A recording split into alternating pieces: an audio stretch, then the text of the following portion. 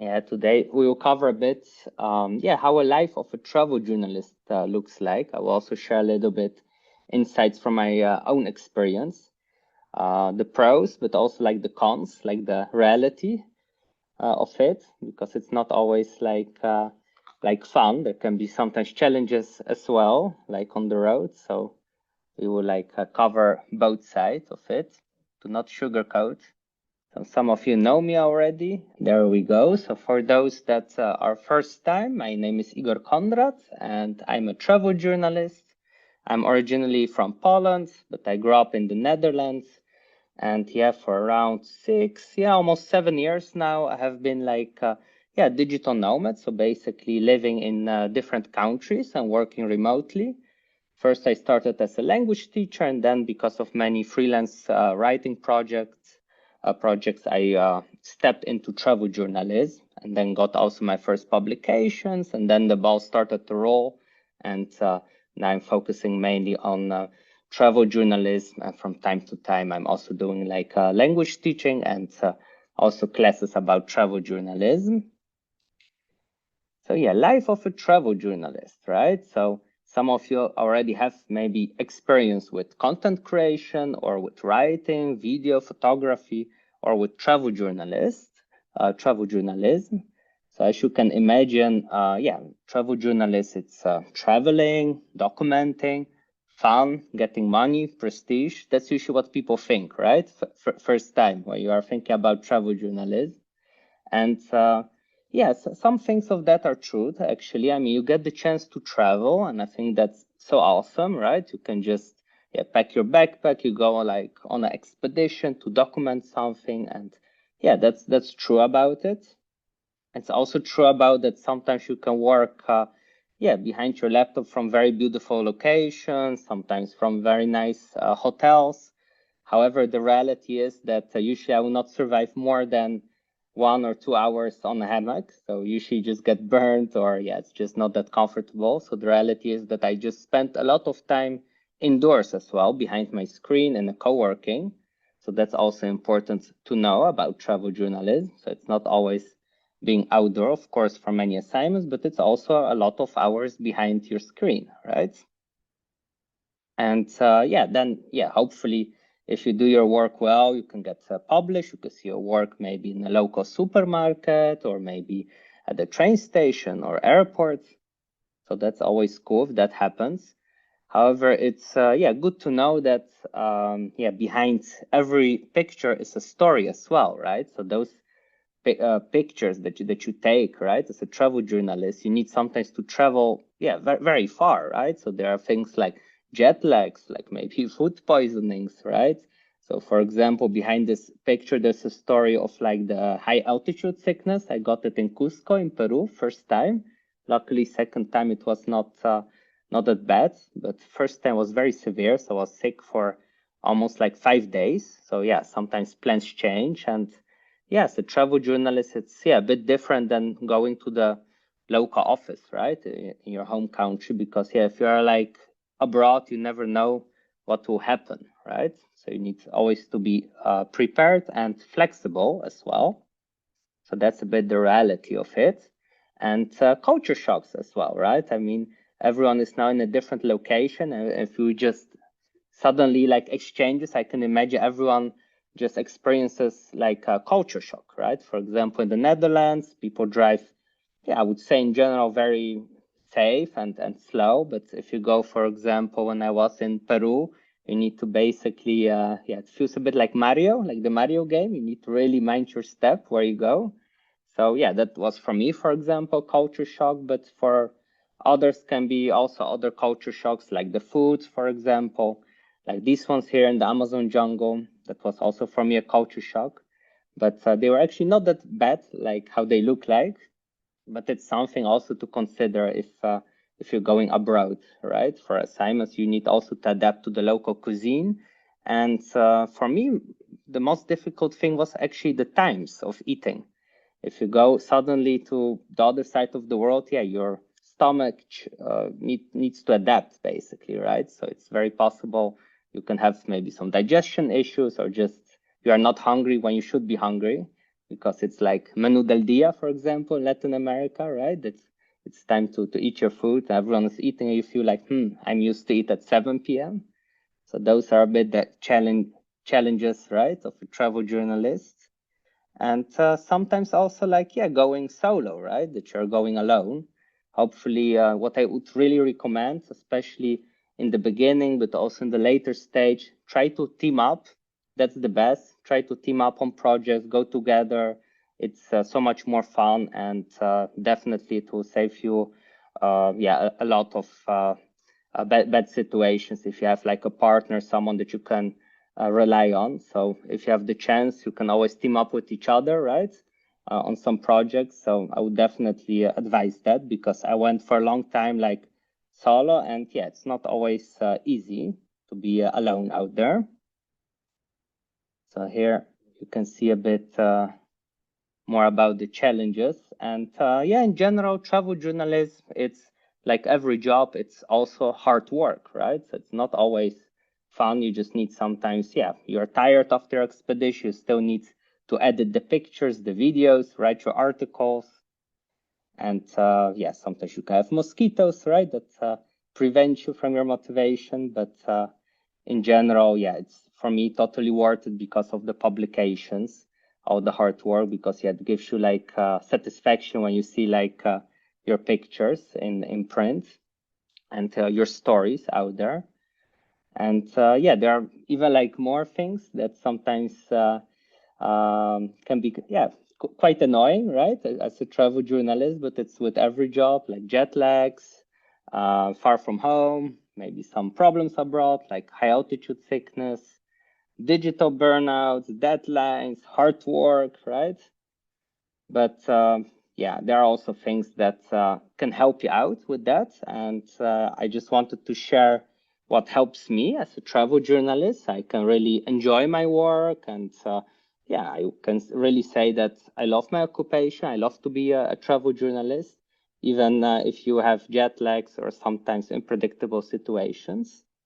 So things that can help is, I would say, definitely mentorship. So someone that sometimes can give you advice, and it doesn't matter if it's like your director from like a travel magazine, or maybe some private coach, or for example, a friend or someone from family. It's good to have someone that, will listen to you if you have a problem abroad.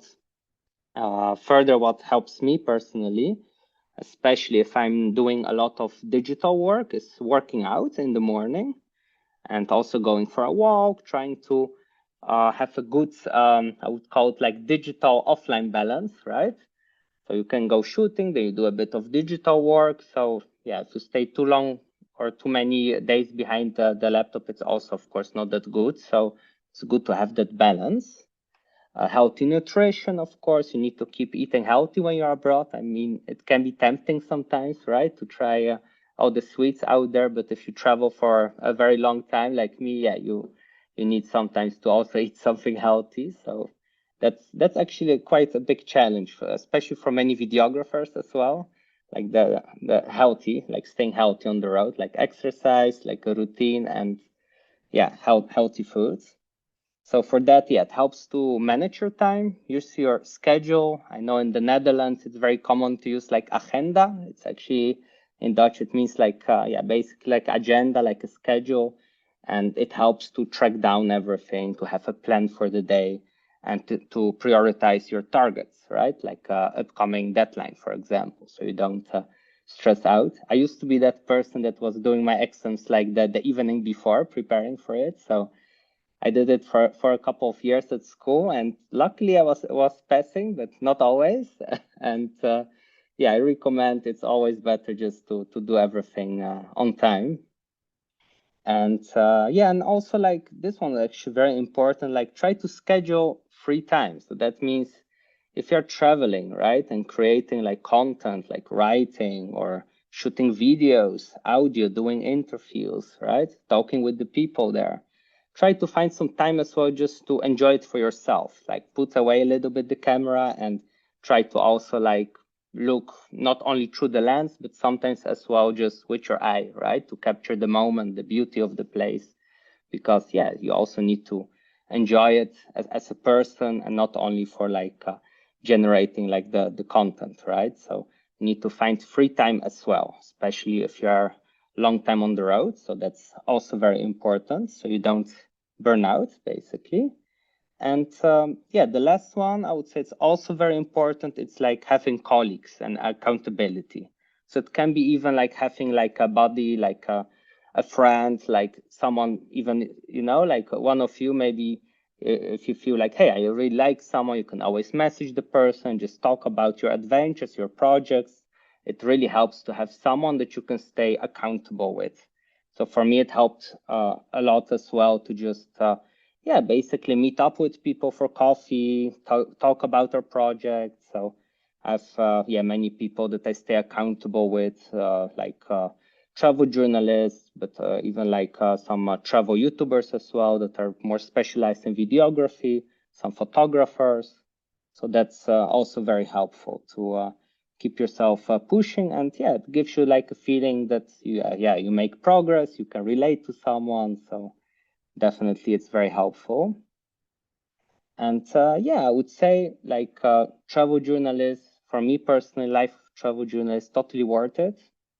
And that's because of these moments, because yeah, you encounter people from around the globe. Normally I would never like meet them, but yeah, because of my work, I'm very happy to meet them, connect with them, find out about their yeah challenges or about their beautiful stories. And yeah, if they wanted it, I can also like share it with the world. And I think that's also very cool that basically with storytelling you can make also like a local impact for them, right?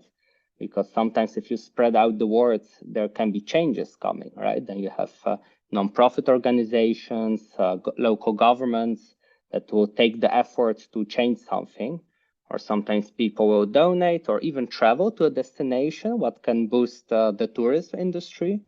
So I think that's something very beautiful about travel journalism, because we are basically like people, like change makers, right? We can really change a situation in something good.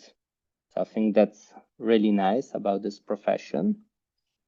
And yeah, of course, also like the adventure of just meeting new cultures, right? Immerse yourself in a totally different environment. That's something that I personally love about this job. And of course, meeting so many different people from all around the world.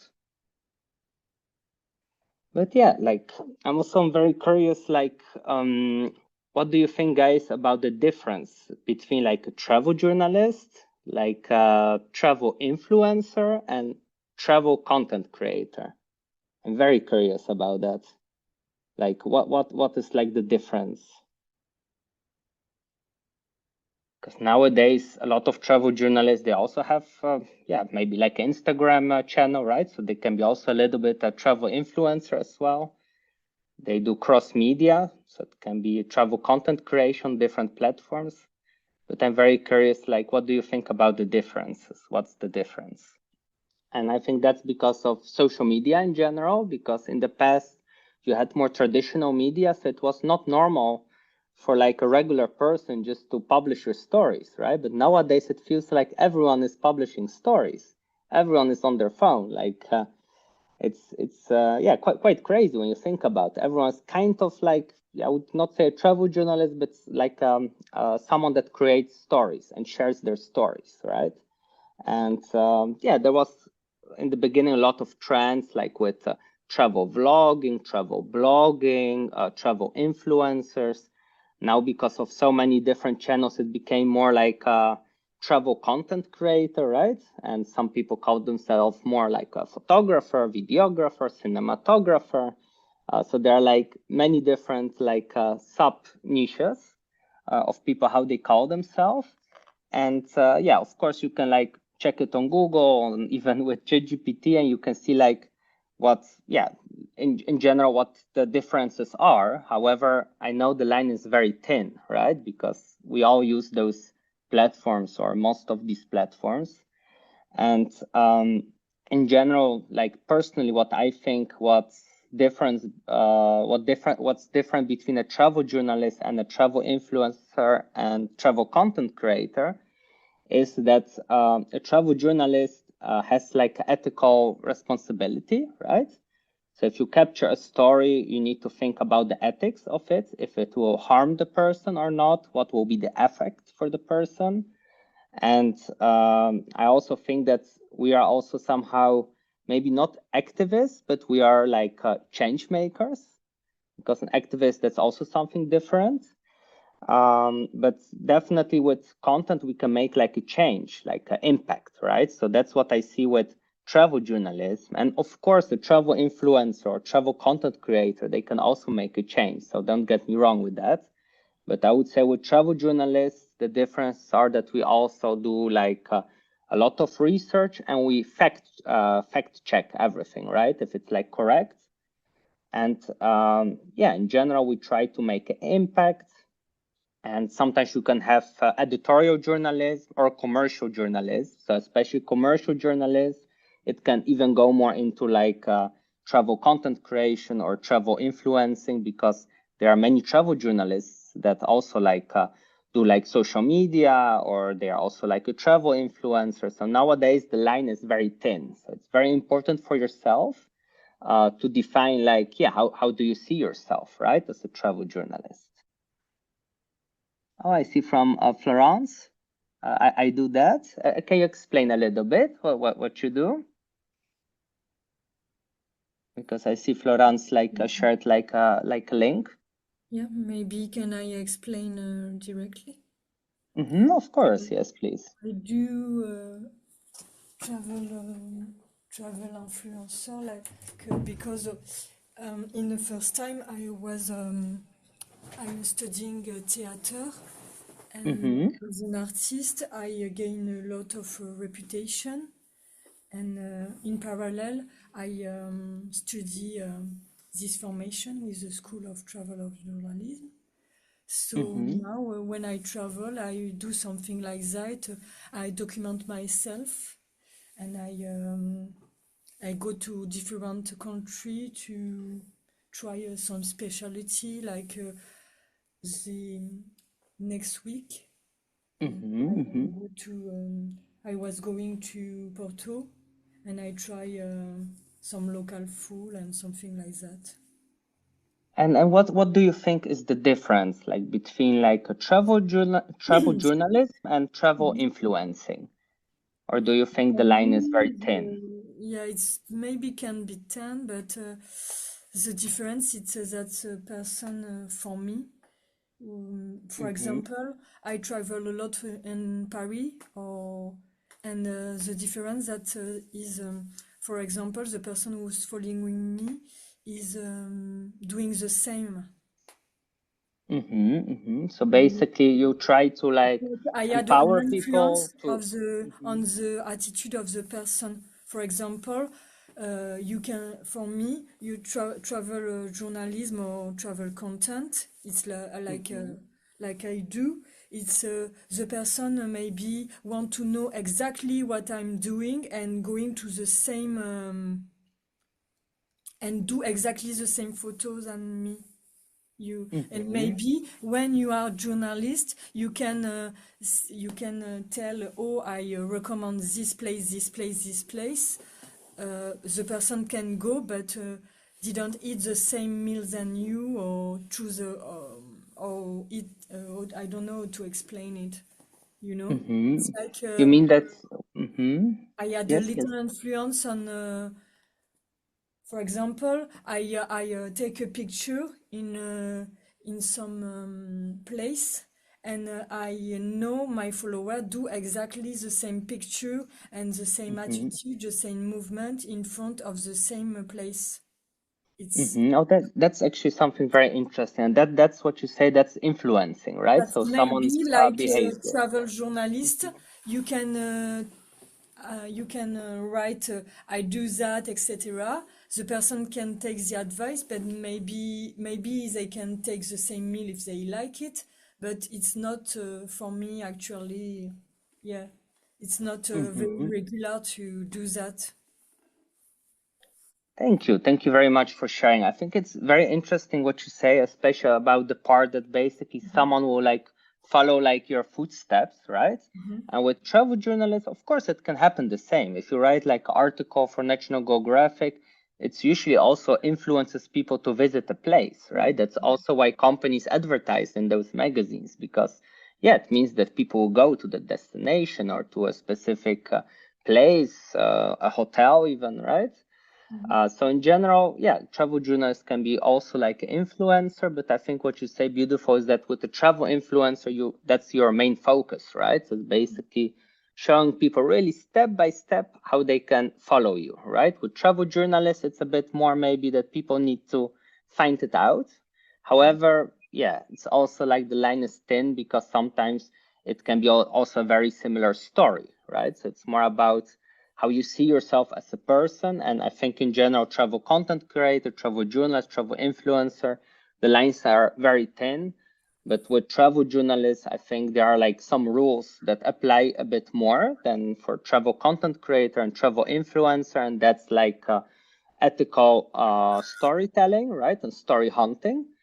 And yeah, protecting your sources, right? That responsibility that we want to make a change with something, be a change maker, and yeah, basically fact checking everything, right? That you have the right sources. With travel influencer and travel content creator, you get a bit less punished for that, right? If it's not always like everything up to date, you can say, oh, sorry, I made a mistake. I forgot, for example, the name of the restaurant. So it's a bit yeah, you get a bit less punished. Excuse me. I just maybe can write, oh, this is my news, I'm here, and the people is okay with that. I just point to the place where I am, and I don't explain myself sometimes in detail, you know. It's a bit maybe more that, yeah, of course, with travel journalists, you can also write like opinion, right? Focus more on opinion, but with travel influencer, it's a little bit more maybe, right? That you can Yeah, but always. sometimes I do that. I write my opinion, but not all the time because you see, for example, I do that. I don't know, maybe few months, and I had too many person who is not following me because of my opinion. So Yeah, so that can happen sometimes as yeah, well, but even for travel journalists. sometimes, yeah, there is a, for example, I don't know, I follow woman cause, and there is a man who or someone who is a traditionalist, and I just lost the person, you know. Yeah, that's very normal. I think that happens the same with travel journalists, travel content creators. It's just sometimes if you share your opinion, it's not always well digested by other people, right? Or sometimes they can, yeah, just can be miscommunication as well, right? So that can happen as well. I see, Petra, you wanted to say something? Yeah, thanks. Yeah, I hope you can hear me. I have my Yeah, I earplugs can on. hear you. But we have this social media, well, Facebook page. We have tens of thousands of followers, and basically 10 months a year. It's like anyone. Well, actually, the whole year anyone can post in the group, and it's actually open for public. So, but twice a year, every June and every December, we make it a travel journalism page. We have like a Christmas calendar and then also a midsummer calendar where we try to only give facts. We don't promote any places. We just tell about the location and what's happening there. And basically, if there's a specific event, for example, we don't commercial it in any way, but we tell facts about, for example, for this happening. If it's been for like 10 years. For example, I work in Lapland in this location, and for example, in midsummer we have this skiing event. Basically, there is no snow, but behind one of the fells, there's usually snow. So this has been going on for like 40 years, this event. But we only tell about the event. We don't start about the time, but we can tell some facts, how long, if there's been years that we have no snow, for example, or the years that we've had a lot of snow, and specific dates and locations. And for example, in the wintertime, we have a lot of tourism coming from abroad that are not familiar with the safety hazards in winter traveling, and it can be very cold. For example, now we've had for a few weeks about 40 degrees minus. So it's a lot. And then the trails, a lot of them don't think about that. When they check the internet, they don't check if it's a summer trail or a winter trail. So if it's a summer trail, it's not accessible in any way. You basically can't go there. There might be 1.5 meters of snow, and it's a fluffy snow, so you can't walk on it. But it looks very lovely among the birches, and you try to go there. So we tell about the hazards, what you can do, get dressed, and then also we have. That's more the part of travel journalists, right? So Yeah. you give more like So we the switch it off. details. Yeah. So we switch it to travel journalism twice a year. And every other time of the year, we basically do, hey, there's a new menu in this restaurant. Go and check it out. These restaurants are closed. And when you come in June, try to remember there's the midnight sun. So, and just do it like an influencer so that there's a really nice places, do this and do that. And there's this kind of event, but not at this time. And we try to keep very strict control over facts. All other times, well, these 2 months, but all other times when people post, we usually just, okay, it's something like that. More about the experiences. And I think that's very interesting what you say, that there are also like magazines that they accept, for example, just like pitches from readers, right? And then they can write a small piece about their experience. So that's also very common to have that diversification, right? So a little bit of travel journalist content, a bit of travel influence, a bit of travel content creator, and then more photography or writing or videography. Yeah, we wanted to be real, and we wanted to people be able to experience it and read about other person's experiences, but also know the facts. We know that we have to repeat ourselves a lot because it's a remote location, and then also because of the hazards that, well, the Alps have the same things in the small villages, for example, in Europe. But we try to keep it open, but still be very, very strict with facts, especially these 2 months every year.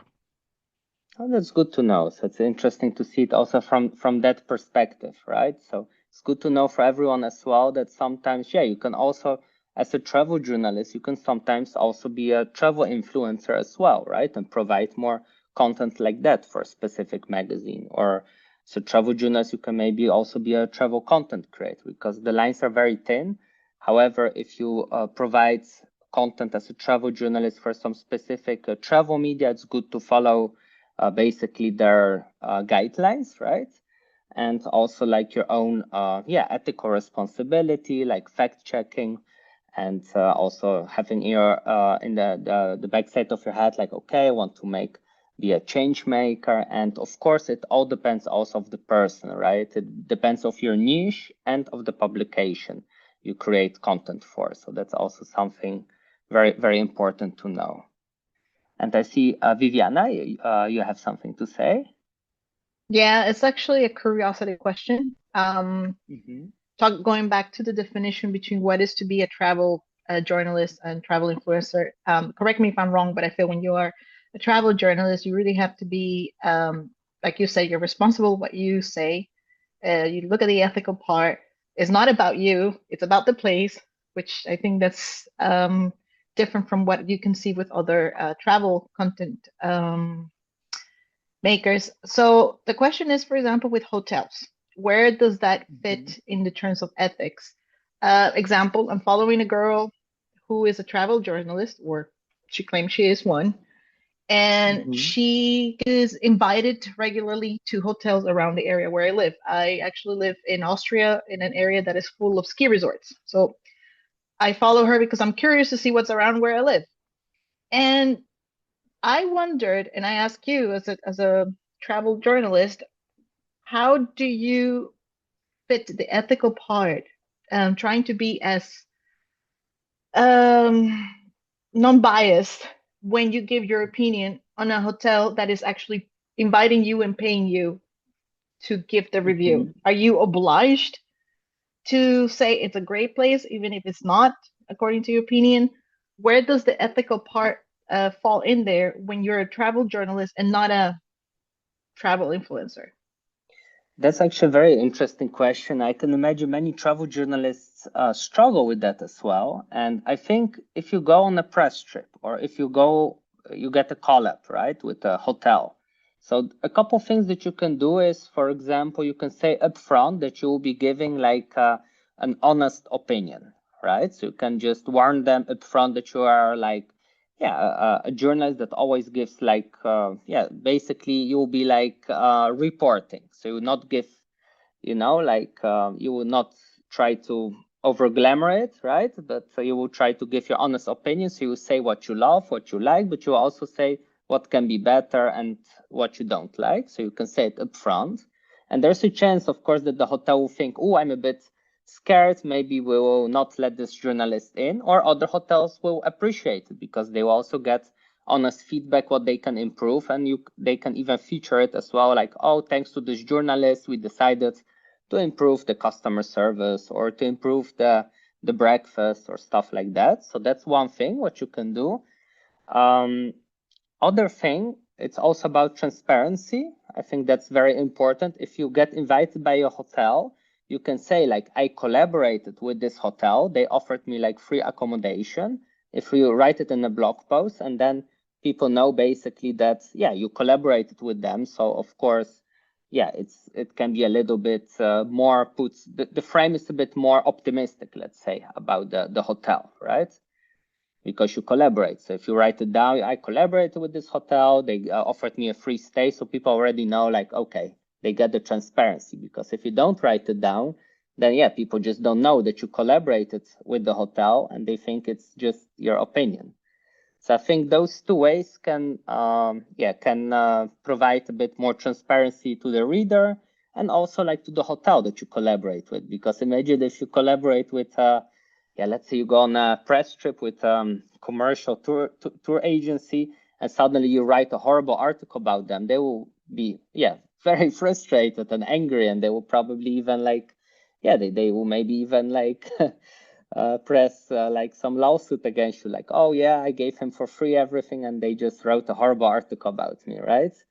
So I would say it's just good to be clear up front, right? So there you can also put it in collaboration agreement. I would definitely recommend it to make one for yourself if you collab. But yeah, for small collaboration, maybe not that necessary, but more for long terms. That's one thing. And the other thing, of course, that you are transparent to your readers. And that can also help against like, bad comments or miscommunication. So that's what I would do personally. But of course, maybe everyone has a different view on it. So if anyone has any advice how you would handle this situation, please let me know. Yes, No, Viviana? thank you. No, first of all, thank you. I put this girl under the bus because every post that I read is actually a very positive one. She has not found a very terrible hotel, and which makes me wonder, she's not very well known. Is it really difficult? And I think that's the case for most of the people in this room. For emerging writers, they have the fear to offend a hotel. So let's say a parallel, if I could put it in a parallel example, let's say your food critique. Like if you're known, of course, all the restaurants are going to try to impress you. But if you're not well known, they don't care what you think. So for all of us who are going to become, hopefully, eventually, one day, travel journalists, how do you actually start to build that solid knowledge of like, okay, there's Vivian or there's Igor. He's a renowned, or not say the renowned, but respectable, trustworthy journalist. And how do you handle that with a hotel? That in a way to say like, oh, how do you get that invitation first, that trust? And then that you are going to deliver something trustworthy reading for somebody like me who intends to go to that area and maybe stay in that part of the hotel. I think it's very interesting what you say about it. Maybe is anyone else that would like to answer? If you have any maybe recommendations.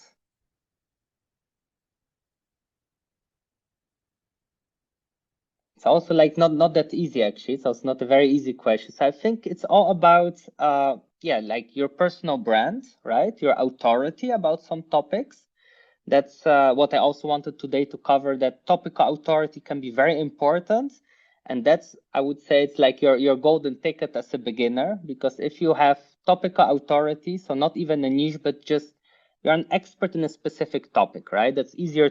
Let's say it's easier to be an expert in, I give Peru as an example. It's easier to be an expert in the neighborhood of Barranco in the capital of Lima, right? That you're an expert travel journalist in the neighborhood of Barranco, you document there the food, right? In the restaurants. You can become an expert very fast in a couple of months even. Then if you say that you are, for example, South America expert, right? Or in general, that you're a travel journalist, right? So it's good to also say that you are a travel journalist, but you are an expert in a specific area. And that's how you can gain faster the credibility, actually, to like bigger brands and companies, media, right? Because yeah, you are the expert in that area. So I would say topical authority is something very important. Always people used to talk about niche, but nowadays, yeah, like things like, for example, niches can be like solo female travel, van life, it can be wildlife travel journalism, it can be cultural travel journalists. So those are more niches, and topical authority can be a very specific location that you cover. Let's say in Los Angeles, you can cover the area of Venice Beach. You can cover a very specific sport, like let's say sandboarding, right? So that's more like a topical authority, or even like yeah, some topics that are, yeah, like let's say indigenous tribes in a specific area, or you focus only on non-profit organizations in a specific country. So yeah, you can be very creative with the topical authority, but that's the way how you can get easier access to like media, hotels, basically all the companies. And that's how they can also see you faster, and they will recognize you more, right? Because indeed, Viviana, what you said, like, yeah, you need to be a very like well-established journalist to just walk into a restaurant and just give like horrible critique, right? Criticism. Because yeah, of course, no restaurant would like that, because for them it's not a collaboration; it's more like a disaster. So yeah, so that's very normal, right? So it's always good to be open upfront, right? When you collaborate. And luckily in editorial teams, if you work for travel media, of course, yeah, you have more space to share more, report in an objective way. But of course, if you do commercial work, that's a bit different, like in this case. So I will just move a bit further, but it's something very interesting to always think about, like travel content creator, travel journalist, travel influencer. So if you create content, try always to see like, okay, I am doing it more from a travel influencer perspective, from a travel journalist perspective, and how can you protect the travel journalism, right? Like fact checking, ethics, and also trying to make a change, and also to see if it's commercial journalism or editorial. So also, yeah, we talk about the skills of a travel journalist. So that's also interesting because we dive a bit deeper into it. So there are skills like pre-trip research and fact checking, right? So before you go, it's good to research, yeah, basically how the country is, how you can communicate with the local people, things that you can, yeah, mistakes that you can avoid, right?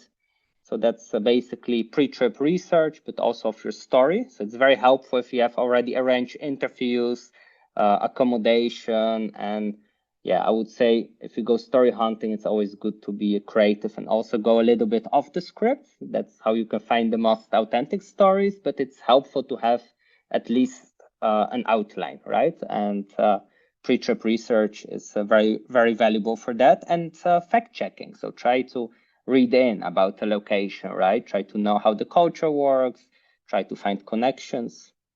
And then we have, yeah, these ones are quite typical, like travel writing, travel photography, travel videography.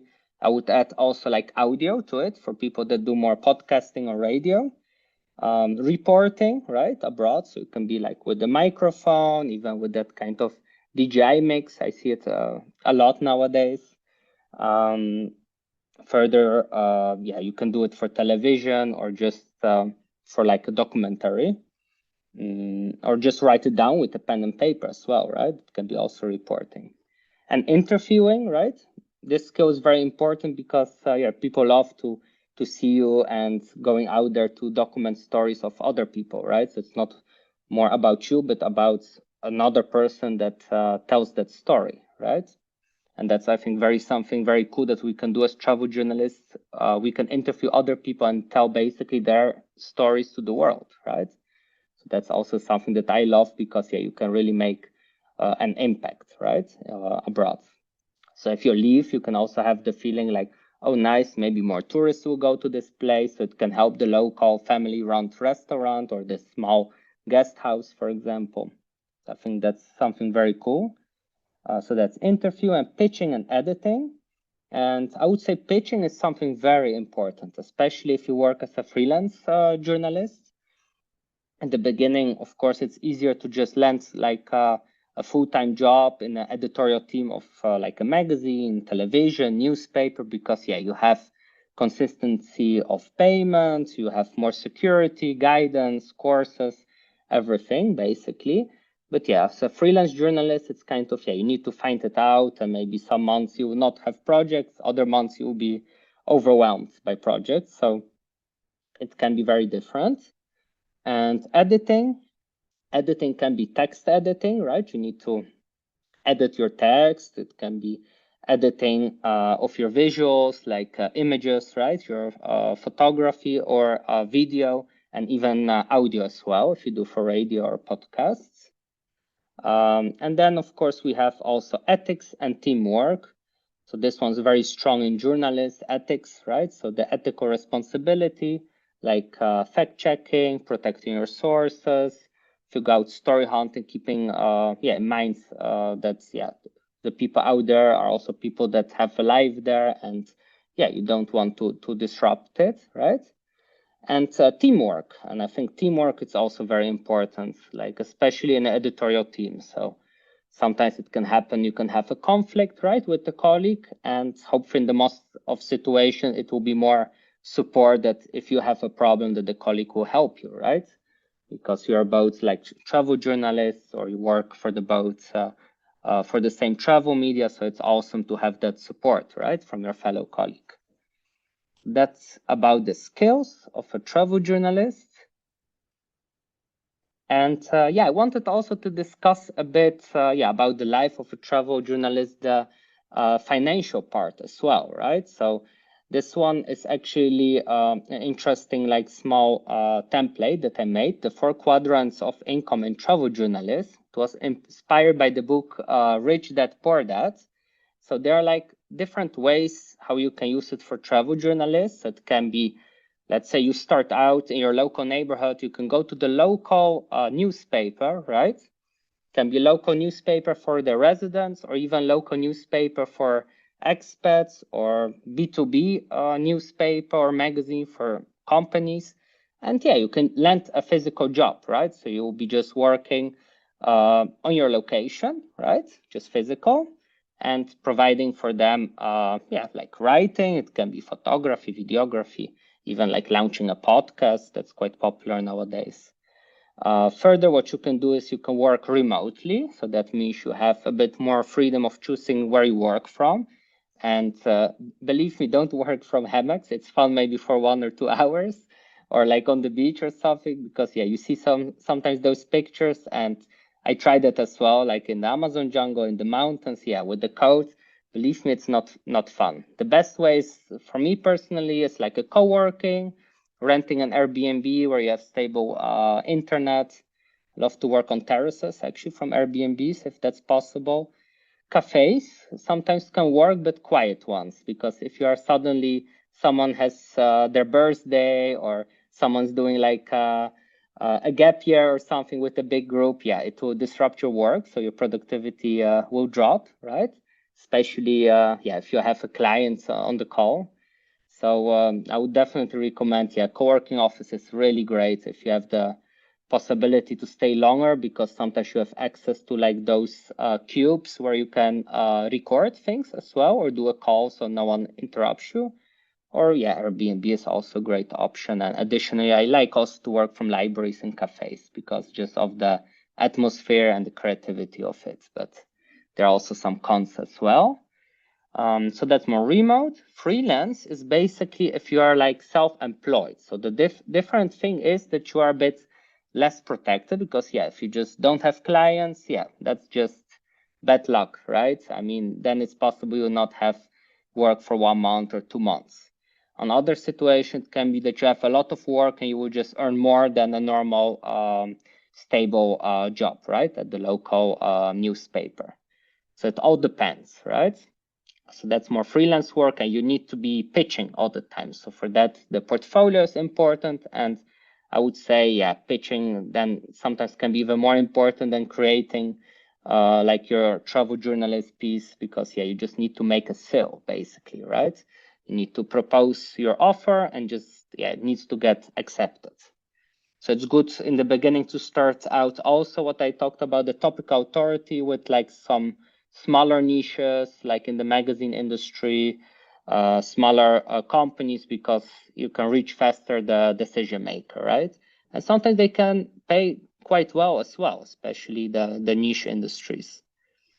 Third one is business, right? So there are many travel journalists out there that also have their own business. So it can be like a travel blog that they monetize with advertisements. It can be a YouTube travel channel and they work maybe with some other brands that sponsor them. A good example, yeah, for example, you have now Super Skilled from National Geographic. You have actually a Polish filmmaker, Eva Zubek, and she collaborates with National Geographic and runs her own travel show, basically about discovering different places and documenting how she accepts challenges. So that's like an example. And yeah, she has also like many companies she works with. So she functions more as a business. I would say a difference between freelance work and business is that as a business, you have usually a bigger team of people, right, that help to run your projects. As a freelancer, you can also have some people that you give the projects to and that you can earn as well from it. But the business you can see more as a platform that you provide. So for example, your travel channel, like your travel blog. So it's a bit more advanced than freelance work. Running your own travel magazine, right? Can be a business, your own filmmaker company, marketing agency, PR agency, writing a book and distributing it, right? So it can be, yeah, and the travel journalist, it can be a lot of things, right? So I think that's something also very cool. You can always like consider in the future, like starting your own newspaper magazine for a specific audience, right? You can also niche that down. And the fourth one, it's usually like far away, investing. So that means you can invest like in a startup, like a new magazine that's upcoming. Yeah, you can buy like stocks from like other media, for example, right? So that's a bit, I would say that's more like a financial picture. So it's usually if you run already like your own newspaper or media agency. So that's a bit like the fourth step. And as in the beginning, I would just recommend to get as fast as possible experience in the editorial team. So that's usually by working remotely or physical job, or just maybe collaborating with fellow travel journalists and starting your own mini magazine or like a travel blog. So that's also possible if you have the entrepreneurial mindset for that. But it's good to know that you have those opportunities. And the question is, where do travel journalists work actually, right? So for most people, those are the first maybe companies or possibility, more like possibilities that you think about when you see a travel journalist, like travel magazines, newspapers, maybe tourism websites, guidebooks, writing your own guidebook, for example, television, documentaries, radio, right? So there's actually a lot of more opportunities. There's a whole big list of it. So I recommend you to definitely take a screenshot of it because maybe you can have some ideas after this class. So I just put it a bit in two columns. So we have editorial and we have commercial. Sometimes the line can be thin as well. So keep that in mind. So basically commercial, you can think about more the tourism industry and the travel industry. So it can be, imagine you work for a tour agency, right? You help them with writing travel blog posts as a travel journalist, and then you help them rank higher, for example, right? So that can be commercial, and many travel journalists do that work as well. You have hotels and retreats, right? You can get invited to cover a story about them. Can be travel brands, so you can think about, let's say, outdoor gear, right? If you're a travel journalist, let's say you're specialized in featuring like stories about, let's talk very specifically. I like snowboarding, for example. So let's say if I will be a travel journalist focusing on snowboarding in Austria, for example, right? Then that can be your niche, right? And you can maybe collaborate with travel brands and write for them, right? So you can write for outdoor snowboard magazines and for travel brands that sell snowboards, right? So that's very commercial, right? The goal is to make sales, basically. But many travel journalists work in those industries as well, or sometimes in both. Further, when we move even further, we have restaurants, we have marketing agencies, we have PR agencies. So this one is quite common because it's public relations. So that means you try to basically put like a company, but it can be even a travel magazine more in the public by basically featuring stories. It can be even about, let's say if I would do PR for National Geographic, I would try to make news about National Geographic that they, for example, found like a new project for travel journalists to learn more about travel photography, for example. And I will write a news article about it for BBC, for example, right? So that will be PR for like a travel magazine, like National Geographic. So as a travel journalist, you can do it as well for travel media, or even, a lot of travel journalists do it for travel or tourism brands, companies as well. Now we have DMOs, maybe that's a new term. So it's destination marketing organizations. So it's basically, what you do is, I'm not sure if I had the shortcut right, but in general, what it means is you need to promote a specific destination, right? So the thing is, you will promote, for example, travel to Latin America, travel to Bolivia. So you promote a specific destination. And then we have tourist boards. So that's usually more from the government. So there's also a lot of work for travel journalists. And that's, usually like Ministry of Tourism. And basically, you go to a specific location, you try to attract more spotlights on a specific location, right? So also a good example is like, in Peru, for example, right?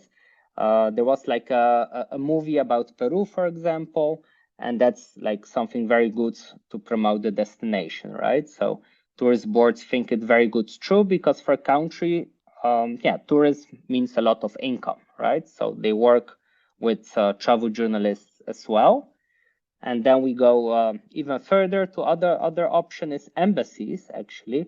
So that's more, maybe not in terms of like creating content, but sometimes you can be like a person that represents them. So that means something happened, like a crisis, right?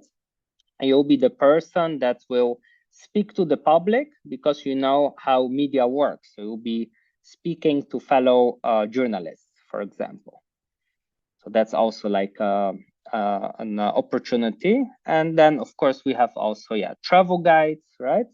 So it can be writing, for example, for Lonely Planets. That's a good example. So that's also on the commercial side.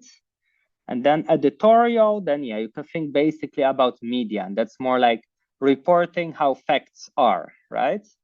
So that's more travel magazines, newspapers, travel blogs can be also, because sometimes you have travel blogs with opinion, but sometimes also with reporting.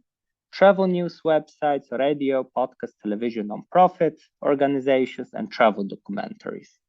That's more the editorial side. So that's usually the first thing also what you think about travel journalists. So yeah, it can be, for example, BBC, National Geographic. Yeah, it can be also like editorial Lonely Planet. So it can be on both sides. And yeah, what I said also earlier, the line is also very thin, because even like magazines, they also offer like advertising space for like companies. So nowadays it really goes a bit like this, the commercial and editorial. So yeah, a good question is like, how do you stand out as a travel journalist? Because as you can imagine, there are many people that do travel journalists, do travel content creation, influencer work. So I made a small list also based on the new trends that can definitely help you to stand out from the crowd. And the first one is topical authority. I think that's very important. So that means that you are expert in a specific topic, but also having a specific niche. So for example, I focus on Latin America. That's quite broad, but my specific knowledge is about Peru, for example. I know all the places there, I have the connections, so I can really provide for many magazines like, basically travel articles about the country because I have all the sources there. So that's, for example, very specific niche. And topical authority could be, for example, the neighborhood of Barranco. It could be documenting the indigenous tribe in the Amazon jungle on the side of Peru, for example.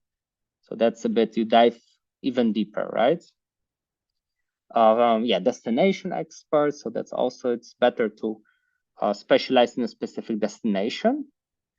Knowing a foreign language, that's also very helpful. So I learned, also like Spanish, for example, to be able to do interviews. You don't need to speak like a local, but it's helpful if you can just have a decent basic communication. It will definitely help you out. Further valuable skills. So maybe you're specialized in interviewing, or you're specialized in drone photography, for example, right? Or maybe you take underwater photography, right? So you have a specific like skill that's quite difficult to obtain. So try also to think about what can you do as a travel journalist, and try especially to think about what you like, right? What you are passionate about. Personal signature, I think this one is quite cool. So it's about personal branding, but I even went a bit deeper because everyone knows, I think, about personal branding, but not everyone knows about personal signature. So that's something about that when the people see you, they will basically recognize you. So we have like a Polish travel journalist, and he walks, for example, barefoot around the world, right? And then he documents it on his travel channel. And even he does public speaking and just walks also like just without shoes on the public stage in the middle of the winter in Poland, right? So that's like a example of personal signature, because people start to talk about you, right? They will say, oh, this guy that walks without shoes, right? Or this person that always always have like a cup of I don't know, like coffee always with him, right? Or specific clothes, or a hat, for example, right? Or a scarf, like on this picture, right? So I think that that's something very, very important if you also want to create more personal branding for yourself. And don't over push it, of course, but that's more something that people think about you, right? As a travel journalist. And it can be also specific content that you make, or specific tone or humor that you have. So it's not only about the dress code. That's more as an example. So it can be also the way how you create travel journalism. Further, we have strong portfolio, of course. So that's also very important. So like can be a media kit, can be a strong LinkedIn profile, a CV if you apply for jobs, a website, what I definitely would recommend. And the eighth one, I also replace networking by positioning. So that means with networking, you go, let's say, to an event, you enjoy there like the foods, the drinks, for example, with the people. it was fun, it was nice, but yeah, you still will not get any projects, right? But yeah, people will know you a little bit. And positioning, it's a bit different. You will try to basically, infiltrate, maybe it's a wrong word, but it's basically want to position yourself that they will accept you to like a small group of freelancers that they get the first one's contact information about new publications that the travel magazine looks for. So it's basically not only connecting with the people, but really trying to get there into their work, right? So into their company data, basically, so that people will contact you. And for that, also like the topical authority and personal signature are very important, so people will remember you.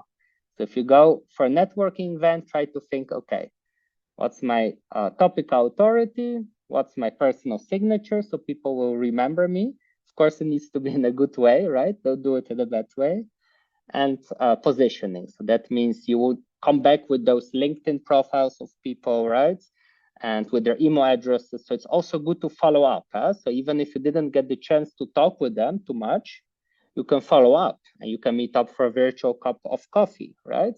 So that's also with positioning. That's the way how you can make networking successful. So that's about how to stand out. And a bit an assignment that you can take away for home with you, like what is your niche that you want to become an expert in. So try to, if you have already a niche, try to think about the topical authority, about your personal signature. And if you're just starting out with travel journalists, you have no idea how to find a niche. There's a nice video of Alan Watts. It's like a philosopher, and he talks about what do you desire. So he helps you define with a video like your passion, basically, what you really like to do if money wouldn't matter. So it's a bit easier to find topics that you're interested in. Other way, what you can do is you can think about the contents that you consume, right? Which videos do you watch? Which podcasts? Which magazines you read? So that helps you to define your niche.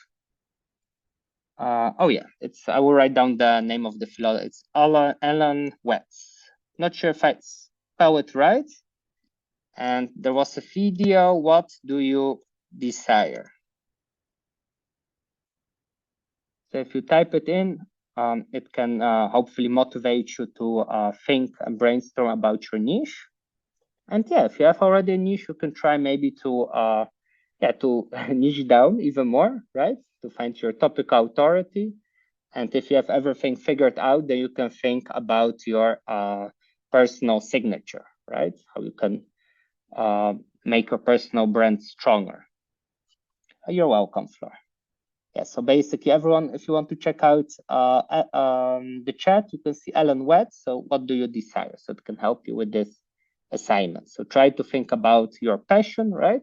What are you passionate about? And that's usually also the funniest to create content about it.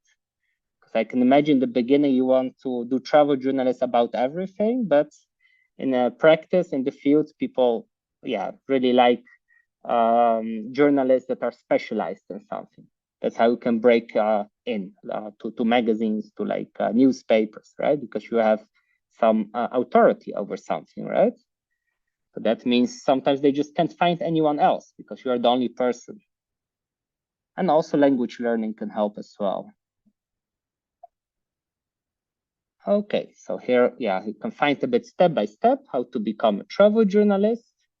And I would love to hear from you. Do you have any questions about the life of a travel journalist, or any advice that you would like, or just questions like about this lecture?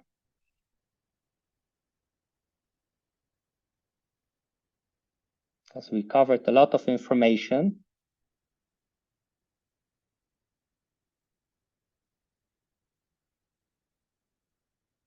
And do we have anyone that hesitates? Like, do I still want to be a travel journalist? Or struggles, maybe? Maybe you started already with pitching. Do you have maybe any struggles with pitching? Maybe editors that don't reply, for example.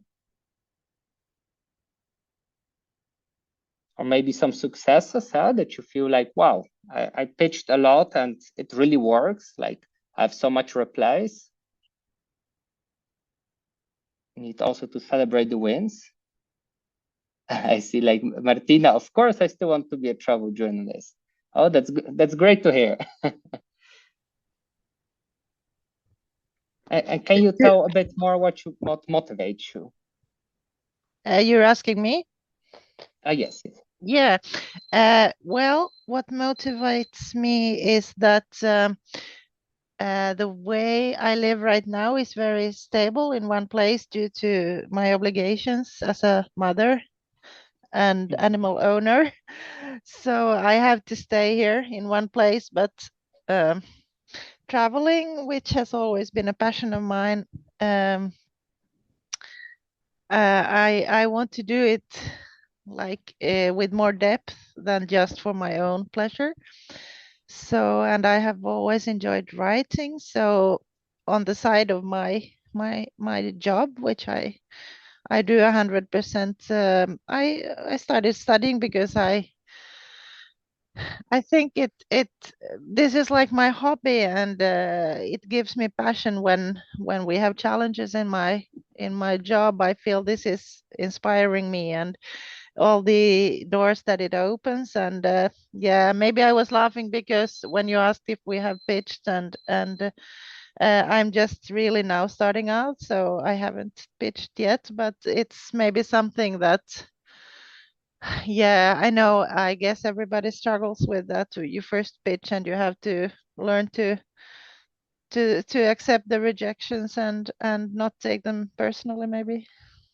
It's definitely with pitching. I can imagine it's quite a struggle. I also like when I pitched first time, I was going for like big publications, but of course everyone knows about them. So there are many pitches coming their way, so they just can't reply to everyone, or they have a very specific decision maker, and then your email lands in a general email spam box, so you don't want to have it. So with pitching, most important thing is to have the right decision maker, right? So if you have the chance with offline networking or even on LinkedIn, for example, that's the best way to contact. Actually, LinkedIn is very valuable for that. And yeah, also like a strong portfolio. And further, it's also like I think the amount of pitching. You just shoot to pitch as much as possible. And in the beginning, you can just start out with smaller publications and also just shoot for the big ones as well. That's always good to do that as well. So I would recommend the chances with smaller publications are just higher, right? But yeah, don't underestimate your skills. Sometimes it's possible you pitch to big publications like National Geographic, BBC, right, Lonely Planet, Travel and Leisure, and you can maybe get published. So I know stories from people that they tried and just got published, for example. So it's really possible. So I would recommend. And I want to tell you. I want to tell you what's coming in the weekend. In Helsinki, starting tomorrow, is the biggest travel fair in Scandinavia. And awesome. and I'm going to network and trying to like, I think there will be many new ideas for me where it's possible, what kind of partnerships I could form. It's a very good idea. I think networking is always good, and try to think also about the positioning. So if you come back, that you have those LinkedIn profiles, like those visit cards, those basically information of people, and that people will remember you, right? And that they will add you to their database. Because it's interesting to know with editorial teams, they have sometimes like a kind of like a pool of freelancers. So they will add you to the freelancer group, and it's basically you have maybe like 7 other freelancers, and when there's a story, or if they find out about, we look for a story about Peru, then they know like, Igor knows Spanish, for example, he's now in Peru, so we can contact him, right? So sometimes even you don't need to pitch, but then the publications basically the media will kind of pitch to you, right? Like to ask like, hey, do you want to cover this story? So That's also something very good. And on those events, you have the chance, right, to meet the right people, the right decision makers. I see some comment as well. It will be a dream to make a livelihood out of it. I travel due to my remote work a lot. Also, cool. So I've already experienced Petra with remote work. So that's very helpful because you can already tell so many stories probably about working remotely from different locations. Well, maybe someday that will be possible. Okay, you're doing a lot of photography as well, and you want to write more, right? That's very cool. Yeah, especially if you have the chance to be to switching from country to country, Petra, then yeah, it makes it so much easier if you have already the remote work, because you have probably so many stories already to tell about it. And Torun, I see you wanted to say something. Yes. I was just curious, like, have you ever thought about not like quitting with the travel journalism, or have you always been like in this good flow? And I'm just curious, like, if you had those times where it was hard, like I had actually. yeah. And what motivated you to keep going? Yeah. If I So can I ask. think, of course, it's a very good question. So I think what I struggled with in the beginning was my kind of first mistakes. What I did is like traveling too fast, because I was also like working remotely. So it was basically switching too fast from destinations. And I think that was quite a challenge because I was traveling and I didn't have the chance to edit everything. So I had too much content, but too less time to edit. So I felt a bit like, burnt out of it, because later I need to sit long hours behind the laptop. And I usually like to be more in the field, but of course, you need to, you need to edit everything, right? You need to pitch. So there were moments like also with projects that I couldn't find many projects. So then I was thinking like, should I quit with that? Like, is it worth it to follow this journey? But then, suddenly more projects came my way, and I even tried to, I worked for some nonprofit organizations. So I helped, for example, people recover from substances and also with victims of human trafficking.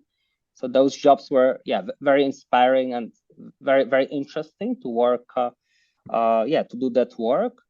But still, I catched myself all the time that I really love to travel. I love to document stories, and I think it's sometimes it feels a bit more like a purpose, right? That you feel that you're drawn back all the time into this profession. So I think with travel journalists especially, of course you don't need always to travel. You can also write stories from your home, but you definitely need to have a passion for travel in general, right? That you're a curious person.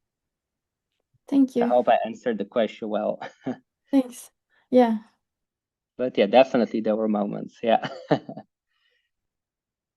And any other questions?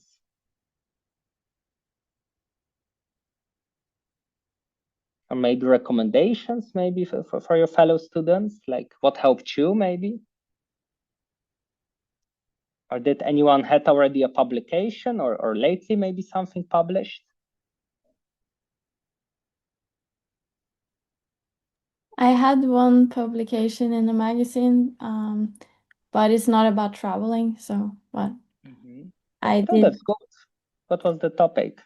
It was about health, like these what's the word in English? These balls that you can play on that like are supposed to be really good for like meditation and for for calming. Those metal ones, like I think in Asia, I think they use it. Am I right? In one country, I'm not sure. In China or somewhere else. Yeah, more like a sound healing, like So like the sound healing therapy. Oh, that's very interesting. Yes. That's interesting. But that's good. Congratulations with your publication. That's a great achievement. You should definitely celebrate it. Because every publication, that's like achievement. So you should be proud of yourself. Thanks. Because of course you're still learning, and the best way for everyone is just keep pitching. Even now, even if you have nothing published, just keep pitching. see how also like the editorial teams react, and don't be afraid for mistakes. It's very normal. Like make as much mistakes in the beginning as possible with pitching, and you learn from it, right? Because then you will get feedback, then you will see what works and what doesn't work. Sometimes the industry can change also a little bit, so you can see maybe, oh, those topics work better, or this style of pitching, or this portfolio. So you need always to like improve your portfolio. So travel journalists, you are always improving your portfolio, basically. I see here some comments. I see everyone commenting. All right, I see so it's almost time. So I would just ask the question, any other questions maybe? Sorry. Yes, we have time for another question, and then we are on time to finish the lesson. So anyone else, like a burning question or something that you want to share? Maybe about struggles or about wins?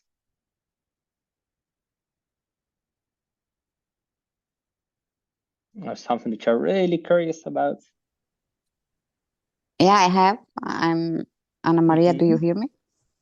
Yes, I can hear you. I think I wrote a message, but maybe you don't see. So I'm a journalist for a long time. I can say professional, but I can't say about myself. I'm a traveler journalist. I'm a journalist who traveled a lot. And mostly before I wrote for print magazines and serious publishing house. But nowadays I made myself, and also I have a magazine online, of course, which is a little bit my experiences. So nowadays is everybody, the agencies, the hotels, everybody just ask, how many followers do you have? And any other things they don't interested in. So they don't interested in the quality, the photo quality, or maybe that you have some deeply articles, because I'm a journalist, but some influencer, and I don't want to say any bad about the influencer, but we started this talk, what is the difference between influencer and travel journalist and so on. And that if you are an influencer and you have a lot of followers, I think nowadays it's more popular that side, the hotels, restaurants, countries, and etc.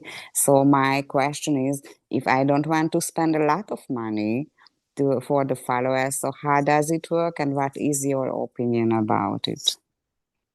Yeah, so first of all, like I will share maybe a little bit from the other side of all those companies that want to work with you, right? Yeah. Followers, it's kind of like social credibility, right? So that means like when people see that people comment well on your work, then they feel like, oh yeah, it's good work. There were even some tests done. There was one time like a musician, like an artist, I'm not sure what his name was, but he went on the street and he played for free, like the violin, I think, I'm not sure which instrument, but basically he used to sell places at the local theater for like 300, 400 euros per like one place. And then on the streets, he played for free and he just earned like 20 bucks in the whole day, you know? So that's actually something very, very interesting to think about that. And that's the same, unfortunately, like, with travel journals, it's good to collect reviews. So sometimes, it's good if you wrote for someone, maybe you can ask for like a review that you can add, even a video review. So it's very helpful, of course, followers as well. It's kind of social credibility. However, also on the other side, I can give also the other side is you have nowadays more interest media with a lot of social media platforms. For example, nowadays, a reel that you make is like a short form content. So it's basically with your phone where you make it. It can go viral. So that means you can get a lot of eyeballs of people on your content without even having a huge following. So that's changed as well. So because before it was more that the platform showed to all your followers your content, and now it changed more. Now it shows more into interest of people. So not all companies know that, unfortunately, but now what's very interesting is that companies focus more on smaller channels, actually. So if you have, let's say, a couple hundred, couple thousand of people in a specific topical authority, specific niche, let's say you are a travel journalist that covers rock climbing destinations, right? Then of course, all those rock climbing magazines, they want to work with you if you have this Instagram channel with 1,000 followers that are only rock climbers, because they know they will reach their audience, right? So nowadays, yeah, it's more, I would say, about topical authority and interest media. So it's not that much about followers, but of course, yeah, many companies and even media, unfortunately, they still think in that older way, but it's more about, yeah, I'm not a marketing professional, but it's just from like the people I knew in the industry, that's what they told, that worked for these platforms like TikTok and Instagram. And yeah, maybe other question that you have. I don't know if I answered it well for you. Yeah, it's interesting. Yeah, it's also a little bit a marketing tip. So you have to also find your special target group and don't write for everybody. Yeah, it's if I understood well. And also, yeah, of course, the following helps, right? Because also, if you are a company that advertises, and then yeah, it's normal that they will ask about how many page views you have or how many followers. So that's a bit, yeah, in the industry, because yeah, they want to advertise. But you can definitely have less followers, but in a specific, yeah, topical authority, and they will be definitely willing to go with you as well. I see some other questions. Okay, thank you very much. All right, I see it's time, so we'll be closing down. So thank you very much, everyone. Thank you for joining today. Thank you, Igor. Thank you, everyone, for being here. Thank you. It's been very interesting and motivational. Thank you. Thank you. Very happy to hear that.